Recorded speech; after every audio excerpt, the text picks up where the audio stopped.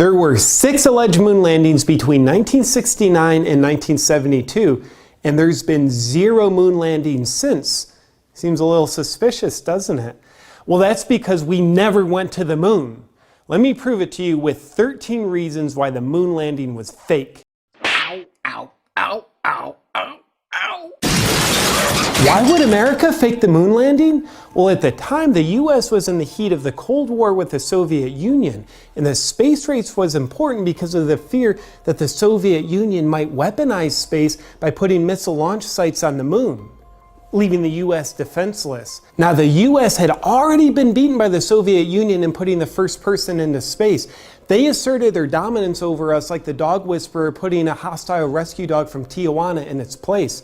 But if we could be the first to the moon, then we'd be the new alpha dog in the world. But in this case, what creates the alpha dog isn't the size of the fight in the dog. It's the size of the lie in the dog that's in the fight.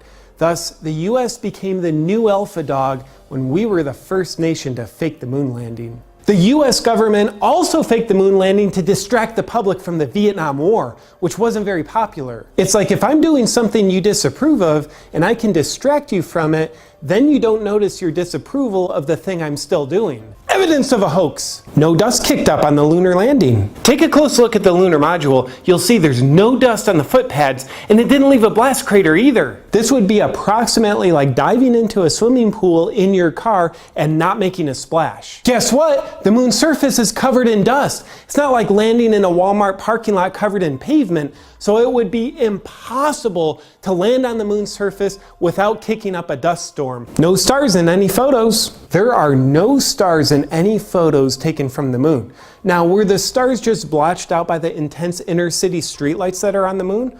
Or are there just no stars visible from the pretend moon inside of a Hollywood soundstage?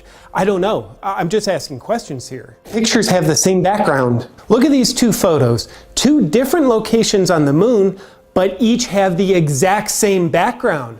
Looks like the set designers got a little lazy and decided they'd go with the same background for 2 different fake locations. The crosshairs. Crosshairs were etched into the lens of the camera the astronauts were using, yet in a number of photos, an object allegedly on the moon appears in front of the crosshairs. This is foul play. The only way an object could appear in front of the crosshairs is if the object were superimposed on the photo.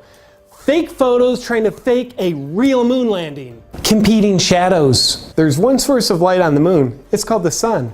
Yet some photos have shadows going at 2 different angles, suggesting multiple light sources, which suggests studio lighting, which suggests not moonlighting. Not to mention photos where the astronauts are backlit by the sun, yet you can still see the detail on front of the astronauts.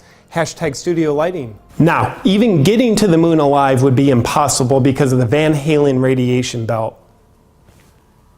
The Van Allen radiation belt. No one could survive the trip through this intense radiation belt that surrounds the Earth. Can a cat survive being put in a microwave? No, which proves astronauts can't survive being put through the Van Allen radiation belt. Buzz Aldrin doing his best Mike Tyson. Now, in 2002, Buzz Aldrin punched a reporter who was denying the moon landing ever happened. Quite the reaction. Seems like old Buzz was feeling a little insecure about something, wasn't he? Now, how did the US fake the moon landing? I've got 2 words for you. Stanley Kubrick. He was hired by the government to direct and film the fake moon landing inside a Hollywood soundstage. And he could never tell the truth because if he did, they would kill him, and he knew it. That's why in his 1980 movie, The Shining, he revealed the truth through a trail of secret messages. First, take a look at the kid Danny, who obviously represents Stanley Kubrick himself in the film. He's wearing an Apollo 11 sweater, which tells you Kubrick was Apollo 11. Next, take a look at the scene involving room 237. Room 237 obviously represents the moon because it's approximately 237,000 miles from the Earth. And take a look at the room key. It says room no 237, which means no moon. Plus, if you take the N from the word no, use it to replace the R in the word room, then flip the word backwards, you've got the word moon. And then after Danny enters the forbidden room 237, which represents the moon landing that took place behind closed doors, his sweater is tattered and he has marks on his throat, and he won't tell his mother what happened. This represents NASA's stranglehold on Kubrick to keep silent about the moon landing hoax. The cases of Tang by Jack's head in the storage closet correlate to Tang being on the Apollo missions and how the truth is supposed to be kept in the closet. We could also then reason to believe that the psychotic break of Jack Nicholson's character is Kubrick's portrayal of what the pressure was like of keeping such a huge secret for so long. And some would even say that the whole movie was Kubrick's way of apologizing for being a part of the biggest lie in human history. So NASA, we haven't been back to the moon for nearly 50 years. Why is that? And NASA's like, in the past 50 years, technology's actually gotten worse. Yeah, the experts say human knowledge is doubling every 13 months. And yeah, your smartphone has more computing power than all of NASA's computers combined in 1969.